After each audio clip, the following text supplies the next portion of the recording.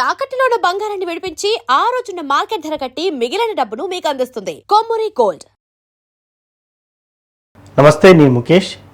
ఈరోజు మనతో పాటు ఉన్నారు పంచముఖ హనుమత్ ఉపాసకులు శ్రీ మాడుగుల శివప్రసాద్ గురూజీ గారు. ముఖ్యంగా జూలై నెలలో ద్వాదశ రాశుల వారికి ఎలా ఉండబోతున్నాయి, మేష నుంచి మీనం వరకు ఎలాంటి ఫలితాలు ఉండబోతున్నాయి అనే విషయాలు అడిగి తెలుసుకుందాం. గురువు గారు నమస్కారం. ఆశీర్వచనం. కన్యా రాశి వారికి ఎలా ఉండబోతుంది? కన్యా రాశిలో ఉండేటువంటి ఎవరైతే రాజకీయ నాయకులు కానీ, ఉద్యోగులు కానీ, వ్యాపారస్తులు కానీ, వీళ్ళ ఫలితాలు ఎలా ఉండబోతున్నాయి, దాని గురించి వివరించండి. కన్యా రాశి వారికి నేను ఎప్పటి నుంచో చెప్తున్నాను, ఇప్పుడు గురువు ఏకాదశంలోకి రావటం వలన కన్యా రాశి వాళ్లకు అద్భుతమైనటువంటి యోగాలు ఉన్నాయి. వాళ్ళు పట్టుకోవడమే ఆలోచన, అన్నీ వాళ్ళ కళ్ళ ముందే ఉంటాయి. అద్భుతముగా దాన్ని ధైర్యంగా తీసుకోవటం అనేటువంటిది అవసరం. కొత్త ఇళ్ళు కొంటారు, ఇల్లు లేని వాళ్ళు భూములు కొంటారు, వాహనాలు కొంటారు, ఇంట్లో కళ్యాణప్రదమైనటువంటి విషయాలు, సుస్వర మంగళవాయిద్యాలు మోగించేటువంటి దానికి కావాల్సినటువంటి నిర్ణయాలు తీసుకుంటారు. గతంలో 10 మందికి ఉపయోగపడేటువంటి వాళ్ళు, మరుగున పడినటువంటి వాళ్ళు కూడా మళ్ళీ ఆ 10 మందికి మేలు చేసేటువంటి విధముగా తయారయ్యేటువంటి దానికి మంచి సత్ఫలితాలు పొందుతారు గాక.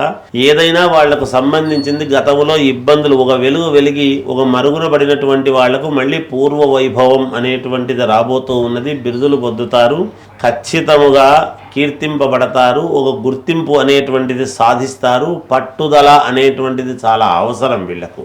మధ్యలో వదిలేస్తే కుదరదు. ఏదైతే సాధించాలి అనేటువంటి పట్టుదలతో ముందుకు వెళతారో తప్పకుండా విజయము సాధించి తీరుతారు. రాజకీయాలలో ఉండేటువంటి వాళ్లకు వీళ్ళు చెప్పినటువంటి మాటలు కీలకంగా మారతాయి, శిరోధార్యముగా పాటిస్తారుగాక. వ్యాపారస్తులు చాలా మంచి లాభసాటిగా మంచి వ్యాపారాలు చేస్తారు. అనేక రకాల చోట్ల వీళ్ళ యొక్క వ్యాపారాలు పెట్టి లాభాలు పొందేటువంటి దిశగా ముందుకు మళ్ళీ మార్గాలు సుగమం అవుతాయి. ధనాదాయం బాగుంటుంది. భూ క్రయ విక్రయాలలో మంచి అనుకూలతలు ఏర్పడుతూ ఉన్నాయి. విద్యార్థులకు యోగదాయకముగా ఉంటుంది. అన్ని రకాల వాళ్లకు చాలా అనుకూలవంతముగా ఉన్నది కన్యారాశి వాళ్ళకు. వాళ్ళు పట్టుకోవడమే ఆలస్యం.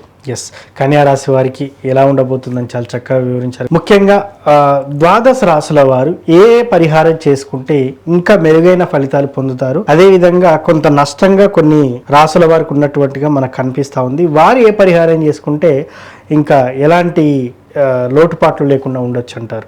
మామూలుగా ఈ జూన్ నెలలో ఏ రాశి వాళ్ళైనా ఎవరైనా మనకు మేలు జరగాలి అనేటువంటి కోరికలు ఉంటాయి, సహజం కదా.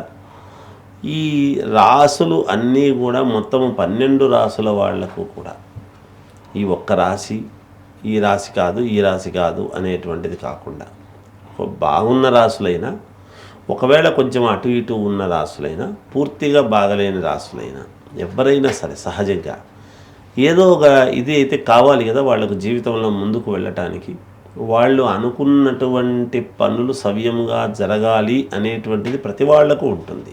ఏ పని మొదలుపెట్టినా ఈ కార్యము నాకు అనుకూలించాలి, ఈ పెళ్ళి కావాలి, ఉద్యోగం రావాలి, లేదా ఈ ప్రయాణం సాగాలి, లేదా నేను ఉన్నతమైనటువంటి స్థితికి వెళ్ళాలి, ఇలాంటి కోరికలే ఉంటాయి. ఇప్పుడు రాసుల ప్రకారముగా సహజంగా చూసినప్పుడు ఎవరికైనా అందరికీ ముందు అందరూ మనుషులం.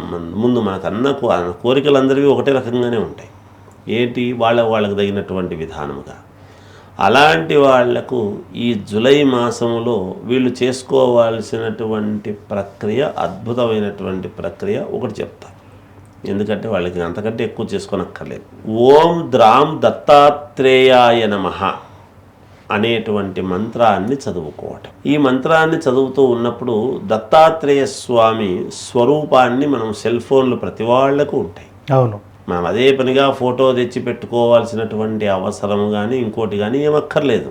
ఒక్కసారి ఆ సెల్ ఫోన్లో దత్తాత్రేయ స్వామి ఫోటో చూసి ఓం ద్రాం దత్తాత్రేయాయ నమః అనేటువంటి దీన్ని 11 సార్లు ఉచ్చరించుకోవటం. ఏది రోజు ఉదయము, సాయంకాలం కానీ, రాత్రి కానీ, పడుకునే ముందైనా ఇలా చేసుకుంటూ వచ్చి, ఇప్పుడు ఈ నెలలో గురువారాలు వస్తాయి. అవును, మొదటి గురువారము నాడు మాత్రం చేయవలసినటువంటిది ఏమిటంటే ఆకుపచ్చని ఒక రవిక గుడ్డ కానీ ఏదో ఒక క్లాత్ ఆకుపచ్చది. మనం ఆకులు ఎట్లా ఉంటాయి, పచ్చదనంగా ఉంటాయి కదా, చెట్టుకున్న ఆకులు, ఆ కలర్లో ఉండేటువంటి గుడ్డ ఆకుపచ్చది. ఆ ఆకుపచ్చని గుడ్డ తీసుకొని ఈ అటుకులు, ఎస్, ఒక 3 పిరికెళ్ళు అటుకులు కొన్ని బియ్యము, 1 పిరికెడు బియ్యము, 3 పిరికెళ్ళు అటుకులు, 1 పిరికెడు బియ్యము అందులో వేసి ఒక గుడం అంటే బెల్లం ఉడక, బెల్లము ఒక ఉడకలాగా కొద్దిగా తీసుకుని చిన్న ఉంట, బెల్లపు ఉంట అందులో వేసి ఒక రూక కూడా కాయను కూడా వేసి మూట కట్టేసేయటం. ఓకే. ఆ మూట కట్టేసి ఈ 4 గురువారాలు దానికి పసుపు కుంకుమ వేసి పూజ చేసి లాస్ట్ గురువారం ఉంటుంది కదా, నెలాఖరులో ఉండేటువంటి గురువారము ఏదైనా ఒక ఎవరికో ఒకరికి గురువులాగానో లేకపోతే ఎవరికైనా ఒకరికి ఇచ్చేయటం అనేటువంటిది మంచిది. ఎస్. దాంతోపాటి 1 కిలో బియ్యం, ఏదో ఇది ఇచ్చినాము కదా అదే చాలే అని అనుకోకుండా 1 కిలో బియ్యం దానం చేస్తే పరిపూర్ణముగా సర్వదోషాలు పోవటానికి అనుకూలం. అది లాస్ట్లో చేయాల్సినటువంటి పని. లేదు మొదటి వారమే చేస్తాము అని అనుకుంటే ఈ 3-4 వారాలు ఇది చెయ్యాలి కదా, ఆ మూటకు ఒక పసుపు కుంకుమ అనేది వేయాలి. వేసి అప్పుడు చేస్తే దాని యొక్క మేలు సంపూర్ణం జరుగుతుంది. ఆ మూటకు వేస్తూ ఉండేటువంటి దాని వలన పరిహారం కొంత కొంత కొంత కొంత పోతూ వస్తుంది. చివరిలో పూర్తిగా పోవటం అనేది జరుగుతుంది. అన్ని పనులు జరుగుతాయి, అనుకున్న పనులు నెరవేరుతాయి గాక. ఇది దాని యొక్క సారాంశం. మొత్తానికి ద్వాదశ రాశుల వారు ఏ పరిహారం చేసుకుంటే బాగుంటుందని చాలా చక్కగా చెప్పారు సార్. ధన్యవాదాలు. జయోస్తు.